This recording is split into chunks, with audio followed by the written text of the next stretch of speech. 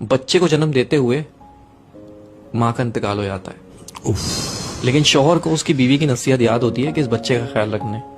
देखते ही देखते बच्चा वो 3 साल का हो जाता है। 3 साल बाद उसका बाप फिर दूसरी शादी कर लेता है एक शादीशुदा औरत से। अच्छा। जिसके पहले से 3 बच्चे होते हैं। अच्छा, वो सौतेली माँ होती है जालिम। वो उस यतीम बच्चे पे बहुत जुल्म करती है। एक दिन ऐसा ही होता है, उस सौतेली माँ की फैमिली आती है दावत पे और वो यतीम बच्चा भी बैठ जाता है खाना खाने के लिए। तो वो यतीम बच्चा चावल गिरा देता है।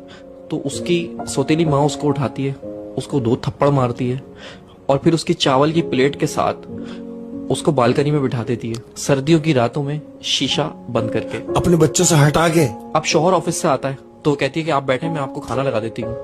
तो शौहर कहता है, भाई वो मेरे बच्चे, हमारे बच्चे कैसे हैं? वो कहती है वो बच्चे सो गए। तो शौहर भी सो जाता है। जब शौहर सो जाता है तो उसकी बीवी ख्वाब में आती है और कहती है कि मेरे बच्चे का ख्याल रखो। वो अचानक उड़ जाता है और सौतेली माँ से पूछता है कि वो बच्चा कहाँ है मेरा? उसने बोला वो तो सो रहा है, आप बेफिक्र होकर सो जाए। वो सो गया, बच्चे सो रहे सारे एक साथ। फिर वो सो जाता है उसका मियाँ। फिर उसके ख्वाब में उसकी बीवी आती है कि देखो मैं कह रही हूँ मेरे बच्चे का ख्याल रखो। तो फिर उठ जाता है और फिर उससे पूछता है कि वो बच्चा कहाँ है, बच्चे सब खैरियत से हैं? उसने बोला हाँ तुम्हारा बच्चा सो रहा है। फिर वो सो जाता है। तो फिर तीसरी बार वो बीवी उसके ख्वाब में आती है और कहती है कि अब तुम्हें ख्याल रखने की जरूरत नहीं है क्योंकि मेरा बच्चा मेरे पास आ चुका है। वो घबरा के उठता है और सौतेली माँ से पूछता है कि बच्चा कहाँ है मेरा?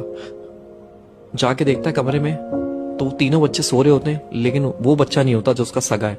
वो उसको पर याद आता है उसकी माँ को कि मैंने तो उसको बालकनी में बंद कर दिया था बाहर। हाँ।